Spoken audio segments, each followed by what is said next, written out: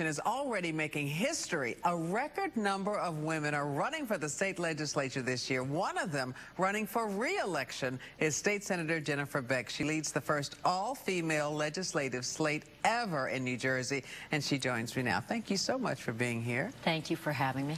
Well, tell me your thoughts on leading this first all-female slate in the legislature. It is historic. I mean, it's really exciting to be a part of it.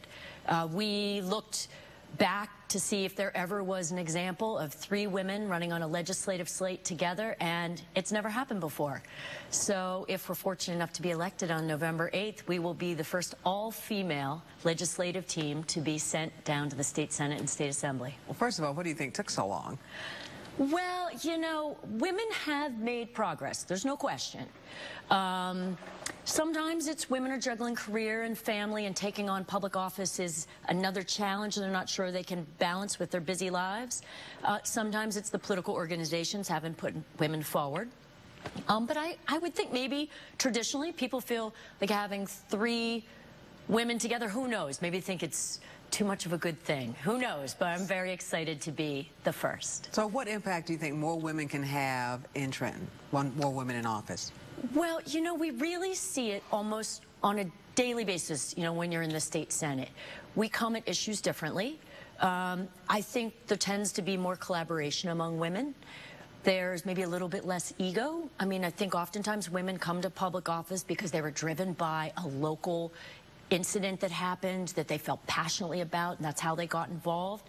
And obviously, you know, for people that have given birth and raised children, you have maybe a different perspective on things. Now, there are record 67 women running for state legislature this year, right. But according to the Center for American Women in Politics, it's kind of less likely that all of them are going to win. Why do you think that is? Well, it's not all to do with being a woman. Some women are running in very, very competitive districts, or in districts in which they really don't stand much of a chance of winning. Either the registration for the other political party so overwhelms that they aren't likely to be successful.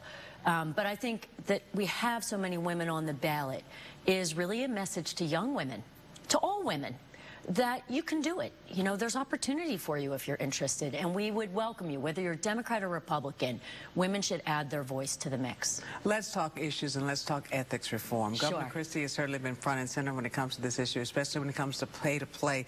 But in the wake of the recent pay-to-play report, what do you believe needs to be done?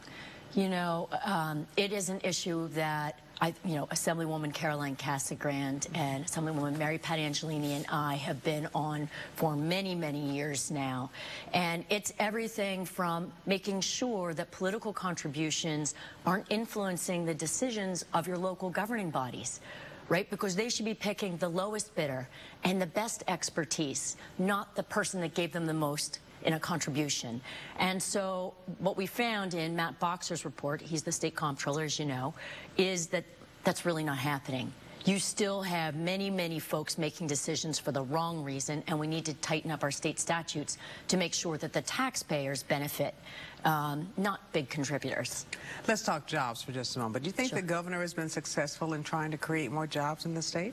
Yeah, interestingly enough, 2011, the state of New Jersey, for the first time since 2007, saw the addition of 8,000 jobs a month from January right through the end of July.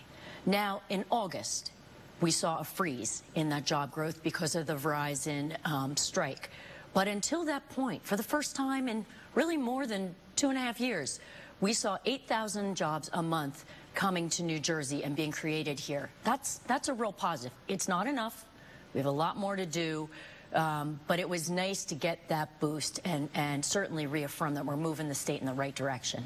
Okay, let's talk about the possibility of Christie for president bid. With the GOP lineup the way it is right now, do you think putting him in that GOP lineup makes the GOP candidates a better slate? Well, I will tell you selfishly, this governor is such an exceptional leader that I'd really like him to stay in the state of New Jersey. But if he makes that decision for any reason, and he has assured many of us that he is not interested in running for president, but if for some reason he changes his mind, Americans will get an excellent president. And the effect on the state elections? Should he decide to run? I don't think there really will be an effect, because he would, I assume, remain governor while he would run. I mean, I guess I can't really speak for him. I don't know that he actually is even seriously considering going for president. But if he did, I don't imagine there would be much change. Okay, thank you so much for joining us. Thank you. Thanks for having me. Okay.